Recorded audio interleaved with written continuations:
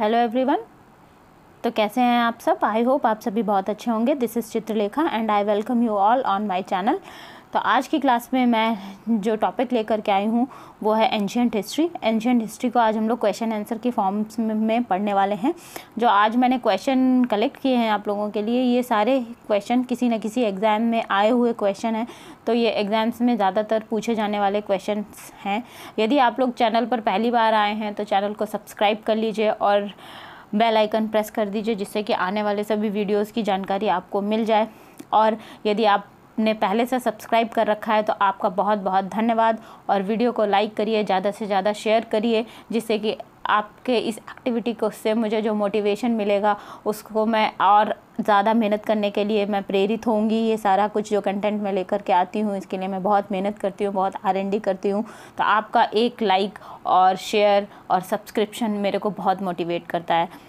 ठीक है, तो आज हम अपनी क्लास को शुरू करते हैं और हम एंशिएंट हिस्ट्री की तरफ बढ़ते हैं। ठीक है, तो आज का जो पहला क्वेश्चन है वो कुछ इस प्रकार से है। ये रहा आपकी स्क्रीन के ऊपर, देखिएगा। पुरालेख विद्या का अभिप्राय क्या है? ये कह रहा है सिक्कों का अध्ययन, शिलालेखों का अध्ययन, महाकाव्यों का अध्ययन या भूगोल का अध्ययन। ठीक है, तो इसका जो उत्तर है वो मैं आप लोगों को बताना चाहूँगी। ये है शिलालेखों का अध्ययन। पुरालेख का मतलब होता है शिलालेख। ठीक है, अब नेक्स्ट क्वेश्चन की तरफ बढ़ते हैं। तो जो नेक्स्ट क्वेश्चन है वो है सिंधु घाटी सभ्यता की मुख्य विशेषता क्या थी? प्रकृति के बलों की पूजा, कृषि, वर्ण व्यवस्था, विवाह व्यवस्था। तो जो सिंधु घाटी सभ्यता की मुख्य विशेषता थी वो ऑप्शन नंबर 1 है कि प्रकृति का यहाँ पर पूजा की जाती थी। प्रकृति के बलों की पूजा की जाती थी, मुख्य रूप से प्रकृति की पूजा ही की जाती थी। ठीक है, प्रश्न नंबर 3 है देवी माता की पूजा संबंधित थी आर्य सभ्यता के लोगों से, भूमध्य सागरीय सभ्यता, सिंधु घाटी सभ्यता और उत्तर वैदिक सभ्यता। तो जो इसका करेक्ट आंसर होने वाला है वो है सिंधु घाटी सभ्यता। सिंधु घाटी सभ्यता ऑप्शन नंबर 3 इसका करेक्ट आंसर है। अगला क्वेश्चन हम देखेंगे, मोहनजोदड़ो में सबसे बड़ा भवन कौन सा है? तो जो सबसे बड़ा भवन है वो आपको बताना है। इसमें है विशाल स्नानागार, आपके ऑप्शंस में है विशाल स्नानागार, धान्यागार, स्तंभ हॉल या 2 मंजिला मकान। तो जो ऑप्शन है इसमें कंफ्यूज होने की बात नहीं है। विशाल स्नानागार और धान्यागार, धान्यागार मतलब जहाँ पे अन्न भरा जाता था।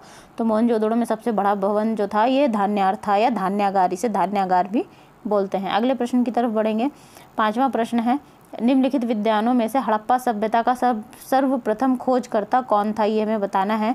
तो ये जॉन मार्शल थे, R.D. बनर्जी थे, A. कर्नियम थे, ये कर्निंघम या कर्नियम भी होता है, या फिर दयाराम साहनी। इनके नाम के आगे दया और जोड़ लीजिएगा, राम साहनी नहीं है, साहनी नहीं है, सिर्फ दयाराम साहनी है। तो जो ऑप्शन हड़प्पा सभ्यता के सर्वप्रथम खोजकर्ता जो भारतीय थे वो दयाराम साहनी थे। ऑप्शन नंबर 4 करेक्ट है इसका। किस स्थान पर हड़प्पन समय के रथ की प्रतिमा प्राप्त हुई है? क्वेश्चन नंबर 6 हम देखेंगे। तो आपके जो ऑप्शन है वो है लोथल, ये लोयल नहीं है, ये है लोथल, लोथल। ठीक है, दूसरा है दैमाबाद, बनावली या कालीबंगा। तो आप लोगों को बताना है इसका कौन सा करेक्ट ऑप्शन होने वाला है। तो जो करेक्ट ऑप्शन होने वाला है वो है ऑप्शन नंबर 3। ये थोड़ा नंबर मिस्टेक हो गई है, आप लोग इसको ध्यान दीजिएगा। ये दैमाबाद, ये ऑप्शन नंबर 3 होगा। ठीक है, ऑप्शन नंबर 3 दैमाबाद जो है,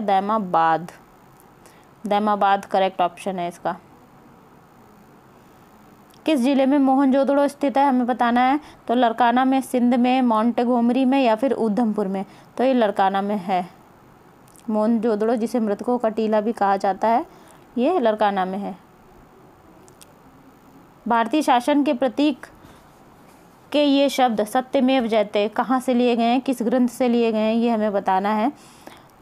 पहला ऑप्शन है मुंडकोपनिषद, दूसरा है सामवेद, तीसरा है ऋग्वेद, चौथा है महाभारत। तो जो मुंडकोपनिषद से लिया गया है सत्यमेव जयते, मुंडकोपनिषद से, ऑप्शन नंबर 1 करेक्ट है। क्वेश्चन नंबर 9 देखेंगे, भारत में वर्ण व्यवस्था किस लिए बनाई गई थी? तो आपके ऑप्शंस हैं श्रमिक गतिहीनता, श्रम की गरिमा को मान्यता देने के लिए, आर्थिक उत्थान के लिए, व्यावसायिक श्रम विभाजन के लिए। तो यहाँ पर ये जो क्वेश्चन में बात कर रहा है इसको ध्यान से समझने की ज़रूरत है, इसके क्वेश्चन की लैंग्वेज को। जो क्वेश्चन कह रहा है भारत में वर्ण व्यवस्था सर्वप्रथम वैदिक काल की बात कर रहा है। तो सबसे पहले वर्ण व्यवस्था व्यावसायिक श्रम विभाजन के लिए बनाई गई थी, ठीक है। जो भी जिस प्रकार का व्यवसाय करता था वो उसका वही वर्ण हो जाता था वैदिक काल में, ठीक है। पूर्व वैदिक काल की बात कर रहे हैं हम। उत्तर वैदिक काल में ये व्यवस्था बदल गई थी, जन्म के आधार पर वर्ण विभाजन होने लगा था और जाति व्यवस्था भी उसमें आ गई थी। अब हम अगला प्रश्न देखते हैं। अगला प्रश्न है, भारत में संगीत का उद्गम किसमें खोजा जाता है? ऋग्वेद की संहिता में, यजुर्वेद की संहिता, सामवेद की संहिता में या फिर अथर्ववेद में? तो जो ऑप्शन नंबर 3 करेक्ट होने वाला है, सामवेद की संहिता में संगीत का उद्गम खोजा जाता है। आरंभिक वैदिक काल में वर्ग व्यवस्था आधारित थी शिक्षा पर, जन्म पर, व्यवसाय पर या फिर प्रतिभा पर? तो जो ऑप्शन नंबर 3 है वो करेक्ट है, जन्म पर आधारित, व्यवसाय पर आधारित थी। ऑप्शन नंबर 3 व्यवसाय पर आधारित थी, ठीक है। आगे बढ़ेंगे, नेक्स्ट प्रश्न देखेंगे। निम्नलिखित में से ऋग्वेद काल के दौरान किसकी जानकारी नहीं मिलती है? तो जो है ऑप्शन संयुक्त परिवार, कृषि, वर्ण व्यवस्था, विवाह व्यवस्था। तो जिसकी जानकारी नहीं मिलती है वो है वर्ण व्यवस्था या जाति व्यवस्था। यहाँ पर वर्ण व्यवस्था जन्म के आधार पर नहीं थी, जाति के आधार पर नहीं थी, बल्कि ये व्यवसाय के आधार पर थी ऋग्वैदिक काल में, ठीक है। नेक्स्ट क्वेश्चन देखेंगे। निम्नलिखित में से किस अन्न का प्रयोग मनुष्य के द्वारा सबसे पहले हुआ था? तो पहला है राई, दूसरा है गेहूँ, जौ, यव या जई जिसे ओट बोलते हैं। तो जो जौ है, जौ का प्रयोग सबसे पहले मनुष्य के द्वारा किया गया था हड़प्पा की संस्कृति में। इसके जो है परिमाण भी मिले हैं। सूत्र निम्न में से किस वेद में है? तो जो आपके ऑप्शंस हैं वो इस प्रकार हैं, सामवेद, ऋग्वेद, यजुर्वेद और अथर्ववेद। तो आप लोग मुझे बताइए इसका आंसर क्या होने वाला है। जो सूत्र हैं वो यजुर्वेद में है, ठीक है, ये आप लोग ध्यान रखेंगे। नेक्स्ट क्वेश्चन देखेंगे। जूरासिक काल का माना गया पूरी तरह से तैयार वृक्षीय फॉसिल कहाँ पाया गया है? ठीक है, जूरासिक काल का वृक्षीय फॉसिल कहाँ पर पाया गया है ये हमें बताना है, क्वेश्चन ये कह रहा है। तो ऑप्शन हैं पिथौरागढ़, रामगढ़, छत्तीसगढ़ और बहादुरगढ़। कहाँ पे पाया गया है बताइए। तो ये जो पाया गया है रामगढ़ में, ठीक है। ऑप्शन नंबर 2 करेक्ट है, रामगढ़। जूरासिक काल का वृक्ष का फॉसिल पाया गया है। सिंधु घाटी सभ्यता की लिपि कौन सी थी हमें बताना है। लिपि कौन सी थी? खरोष्टी, अज्ञात। फिर से ये खरोष्टी 2 बार ऑप्शन में टाइप हो गया है तो इसको अरमाइक कर लीजिए। अरमाइक भी एक प्रकार की लिपि होती है, इसको अरमाइक कर लीजिए। और चौथा ऑप्शन है तमिल। तो जो इसका करेक्ट ऑप्शन है वो है अज्ञात। सिंधु सभ्यता की जो लिपि है वो पढ़ी नहीं जा सकती है, अज्ञात लिपि है, ठीक है। नेक्स्ट क्वेश्चन देखेंगे। निम्नलिखित में से कौन सी जनजाति सभा सामान्य रूप से जनजातीय सरदार के चुनाव में शामिल होती थी? तो जो आपके ऑप्शंस हैं वो ये हैं, सभा, समिति, सभा, गण और विदत। तो आप लोगों को बताना है इसका आंसर कौन सा है। समिति जो है वो चुनाव में भाग लेती थी, समिति सबसे पुरानी संस्था होती थी। विदत वैसे सबसे पुरानी संस्था होती थी। सभा और समिति 2 प्रकार की संस्थाएं ये ऋग्वैदिक काल में थी, लेकिन जो समिति है, समिति भाग लेती थी चुनाव में। तो ऑप्शन नंबर 1 करेक्ट है। नेक्स्ट देखेंगे। उपनिषद शब्द का शाब्दिक रूप से अर्थ पूछा गया है, क्या होता है? पहला है ज्ञान, दूसरा है बुद्धिमत्ता या प्रज्ञता, तीसरा है पास में बैठा और सस्वर पाठन जिसे पठन बोलते हैं। तो जो इसका ऑप्शन नंबर 3 है वो करेक्ट है। उपनिषद का शाब्दिक अर्थ होता है पास में बैठना, गुरु के पास में बैठना। आर्यन जनजातियों की प्राचीनतम बस्ती कहाँ मिलती है? मतलब आर्यन या फिर आर्य भी बोलते हैं इसको। तो जो आपके ऑप्शंस हैं वो ये हैं, उत्तर प्रदेश, बंगाल, सप्त सिंधु या दिल्ली। तो जो आपको बताना है करेक्ट आंसर वो है ऑप्शन नंबर 3, सप्त सिंधु में प्राचीन बस्ती मिलती है जिसे हड़प्पा सभ्यता भी कहा जाता है। सिंधु सभ्यता की आर्थिक व्यवस्था की ताकत पूछा जा रहा है। मतलब सिंधु सभ्यता जो थी उसकी अर्थव्यवस्था किस पर आधारित थी? कृषि पर, व्यापार पर, चाक पर बनाए गए मिट्टी के बर्तन या फिर बढ़ईगिरी। तो बताइए, जो सिंधु सभ्यता थी वो कृषि आधारित थी, ठीक है। महाभारत का प्रारंभिक नाम पूछ रहे हैं, महाभारत का प्रारंभिक नाम क्या था? तो अभी हमें बताएंगे हम प्रारंभिक नाम क्या था। तो आपके ऑप्शंस हैं सरित सागर, कथा सरित सागर, जय संहिता, राजतरंगिणी या भारत कथा। तो आपके ऑप्शंस ये जो हैं, इसमें बताइए उत्तर कौन सा होने वाला है। तो जो इसका ऑप्शन करेक्ट है वो है, तो जो इसका करेक्ट ऑप्शन है वो ये होने वाला है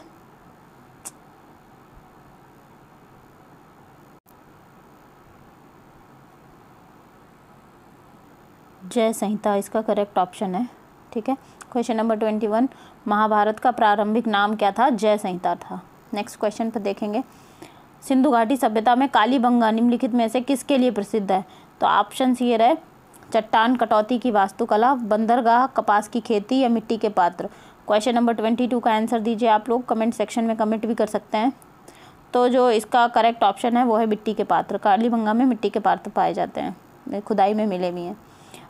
जिस मनीषी पंडित ने दक्षिण भारत का आर्यीकरण किया था वे थे, बताना है हमें।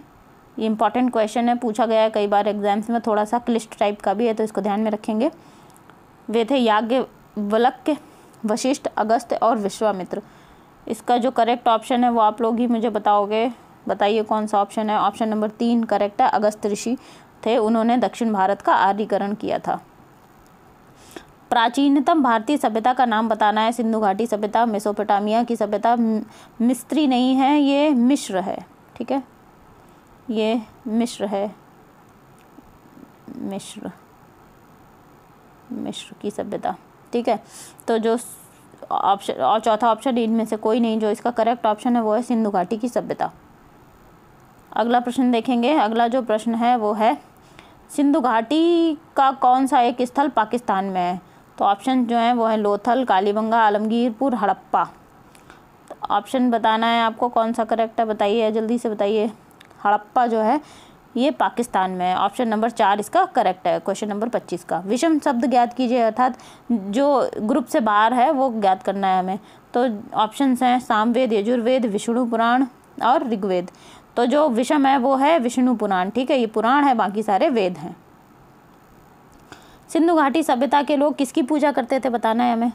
तो आपके ऑप्शंस ये रहे, आपकी स्क्रीन पर देखिएगा, विष्णु, पशुपति, इंद्र, ब्रह्मा। तो जो सिंधु घाटी सभ्यता के लोग थे वो पशुपति की पूजा करते थे। खुदाई में पशुपति की एक मोहर भी मिली है, जिसे कि हम लोग मोहर, उस पे एक गेंडे की सींग वाला आदमी जो है उसकी फ़ोटो है, जिस पे एक सींग वाला आदमी है, उसकी फ़ोटो, उसे पशुपति ही माना जा रहा है। उपनिषद क्या है? अगला प्रश्न क्वेश्चन नंबर 28 देखेंगे। उपनिषद क्या है? महाकाव्य है, कथा संग्रह है, हिंदू दर्शन का स्रोत है या कानून की पुस्तकें हैं? तो जो उपनिषद हैं वो हिंदू दर्शन का स्रोत है। उपनिषद, इन्हें वेदांत भी कहते हैं, और ये वेदों का अंत होते हैं यहाँ पे, ये दार्शनिक टाइप की पुस्तकें हैं। ठीक है, क्वेश्चन नंबर 29 देखेंगे। क्वेश्चन नंबर 29 मेल करना है, मोहनजोदड़ो को हमें मिलाना है। तो मोहनजोदड़ो में कौन सी जगह पाई गई थी? तो वो ये हो जाएगा ऑप्शन नंबर, ये पाया गया था यहाँ पे ग्रेट बाथ, मतलब स्नानागार पाया गया था। तो और हड़प्पा में क्या पाया गया था? स्टैचू ऑफ प्रिस्ट हड़प्पा की खुदाई में मिला था, ये एक हो जाएगा। तो अब इससे हम पहचान सकते हैं कि हमारा ऑप्शन कौन सा होने वाला है। बी, ए को 4 से देखिए कहाँ से मैच किया गया है। ऑप्शन नंबर ए करेक्ट हो जाएगा, सिंपल सा एक ही में मिल गया। ए को 4 से, डी को 2 से। लोथल में हल के चिन्ह पाए गए हैं, और कालीबंगा में जो है नहीं, हाँ, कालीबंगा में जो है हल के चिन्ह पाए गए हैं, ये ऐसे मिलेगा। और लोथल में गोदीवाड़ा पाया गया है। ठीक है, निम्नलिखित में से किस वेद में जादू, चमत्कार तथा तंत्र मंत्र दिया गया है? तो आपके ऑप्शन है ऋग्वेद, यजुर्वेद, सामवेद, अथर्ववेद। तो जो ऑप्शन करेक्ट होने वाला है वो है अथर्ववेद, अथर्वा ऋषि के द्वारा लिखा गया ये वेद है। इसमें ज़्यादातर सूक्त ऋग्वेद से लिए गए हैं और इसी में जादू टोना, तंत्र मंत्र, तारण मारण की बात की गई है। ठीक है, आगे बढ़ते हैं। क्वेश्चन नंबर 31 देखते हैं। कौन सा वेद धार्मिक अनुष्ठानों से संबंध रखता है? ऋग्वेद, सामवेद, यजुर्वेद और अथर्ववेद। तो इसमें से कौन सा ऑप्शन करेक्ट होने वाला है ये आप लोग कमेंट सेक्शन में मुझे ज़रूर बताइएगा। तो 31 का जो क्वेश्चन नंबर, इसका ऑप्शन नंबर 2 है, ये करेक्ट होने वाला है। ये थोड़ा सा मिस टाइप हो गया है, ये इसको 2 कर लीजिए, इसको 3 कर लीजिए। तो यजुर्वेद करेक्ट है। यजुर्वेद जो है धार्मिक अनुष्ठानों से संबंधित है। ठीक है, क्वेश्चन नंबर 32 देखेंगे। धौलावीरा, सिंधु घाटी सभ्यता में धौलावीरा निम्नलिखित में से किसके लिए प्रसिद्ध है? चट्टान से निर्मित स्थापत्य के लिए, बंदरगाह, जल संरक्षण, मिट्टी के पात्र। तो भाई बताइए धौलावीरा किससे संबंधित है? धौलावीरा जो है वो संबंधित है जल संरक्षण से। ठीक है, क्वेश्चन नंबर 33 पे आएंगे। गौतम बुद्ध ने अपना महापरिनिर्वाण कहाँ लिया था? पटना, कुशीनगर, वाराणसी, सारनाथ। तो ऑप्शन सारनाथ में तो इन्होंने पहला उपदेश दिया था। ठीक है, वाराणसी में ये गए नहीं थे, कुशीनारा में इन्होंने महापरिनिर्वाण लिया था। ऑप्शन नंबर 2 करेक्ट है प्रश्न नंबर 33 का। ऋग्वेद में सबसे प्रमुख देवता कौन है? इंद्र, अग्नि, पशुपति या विष्णु? बताइए आप लोग कौन सा प्रमुख देवता है? जो इंद्र है वो सबसे प्रमुख देवता है और सारे सूक्तों में इंद्र का नाम ही सबसे अधिक बार आया है। ठीक है, वैदिक काल में 8 प्रकार के विवाह प्रचलित थे। इनमें से प्रेम विवाह कौन सा है? तो आप लोगों के ऑप्शंस हैं ब्रह्म विवाह, दैव विवाह, गंधर्व विवाह या आर्ष विवाह। तो जो गंधर्व विवाह होता है इसे ही प्रेम विवाह कहा जाता है, जिसे आजकल लव मैरिज कहते हैं। नेक्स्ट क्वेश्चन 36 देखिएगा।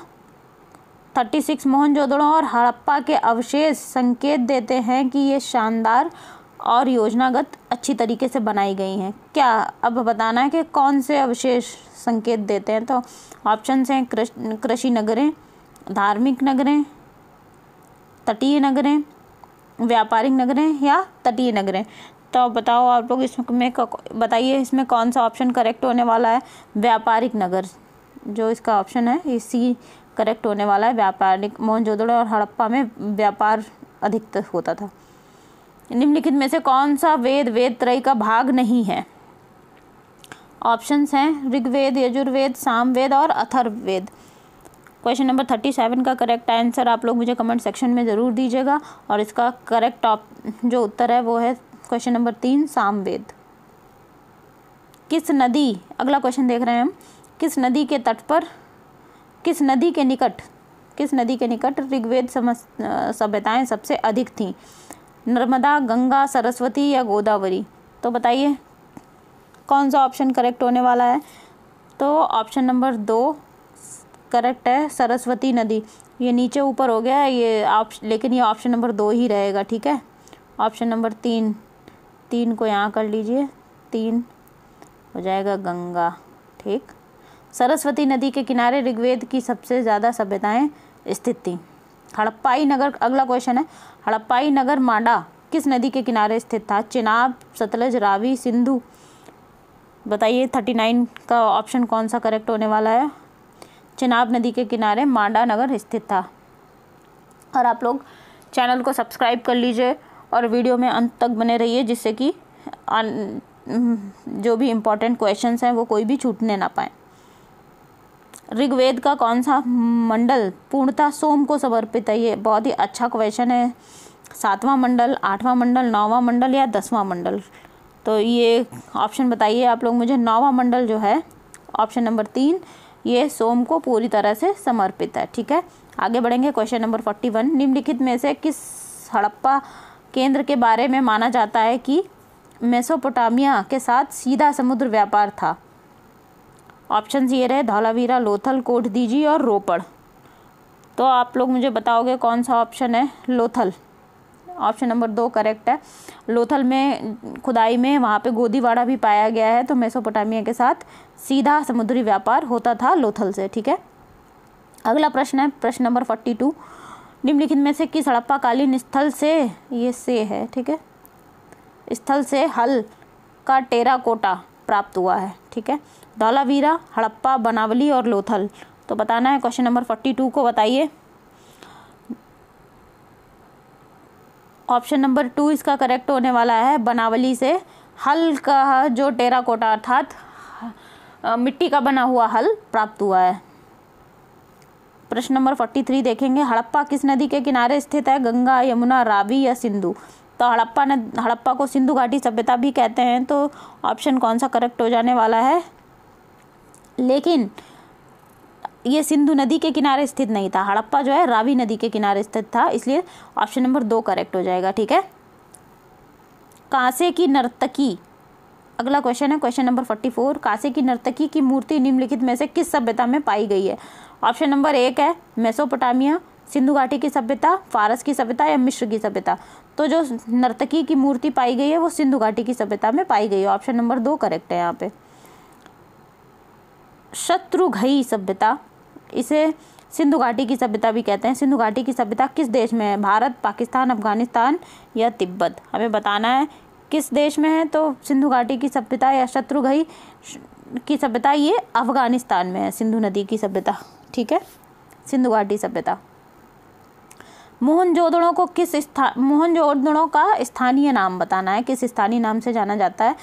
रेगिस्तान का टीला, नदी भूमि का टीला, मृतकों का टीला या जीवन का टीला? तो वो एक मूवी भी आई थी मोहनजोदड़ो, वहाँ पे दिखाया भी गया था कि वो एक ऊंचा सा टीला होता है, उधर मृतकों का टीला बोला जाता है उसको। तो ऑप्शन नंबर 3 करेक्ट है। क्वेश्चन नंबर 47 देखेंगे। निम्नलिखित में से कौन सी धातु हड़प्पन सभ्यता में नहीं पाई गई है?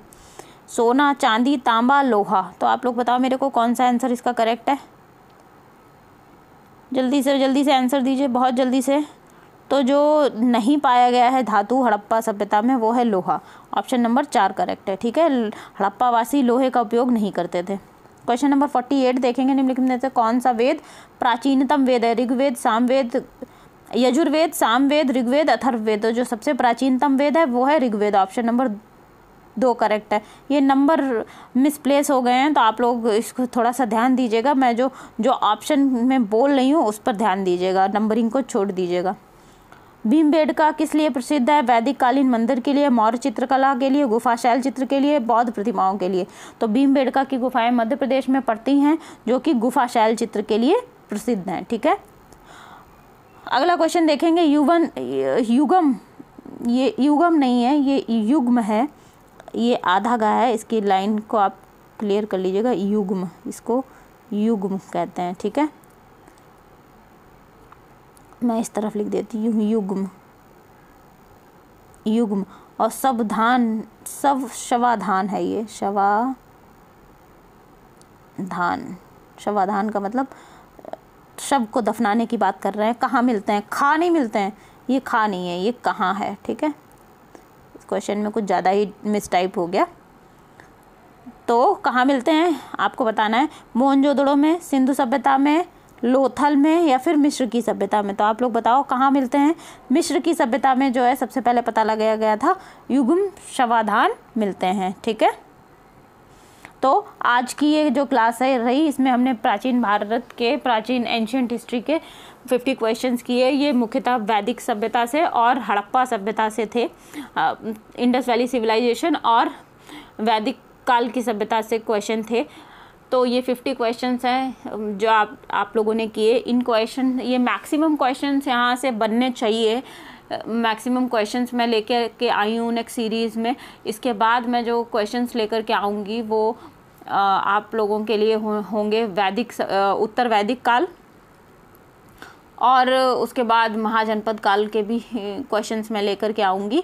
तो ये जो 50 क्वेश्चंस हमने देखे हैं, यहाँ से अलग क्वेश्चन नहीं बनने चाहिए। वैदिक सभ्यता से और हड़प्पा सभ्यता से इतने ही क्वेश्चंस में से क्वेश्चन आना चाहिए, ऐसा मेरा अंदाज़ा है। तो आप लोग इन क्वेश्चंस को बार बार रिवीजन करिएगा।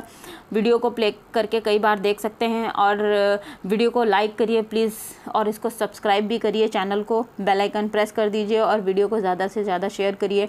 आपका ये एक्शन मुझे बहुत मोटिवेट करेगा, जिससे कि मैं आप लोगों के लिए अच्छे से अच्छा बेहतरीन कंटेंट ऐसे ही लेकर के आती रहूँगी। आप लोगों का दिन अच्छा रहे, शुभ रहे। तब तक के लिए जय हिंद, जय Bharat. Thank you so much.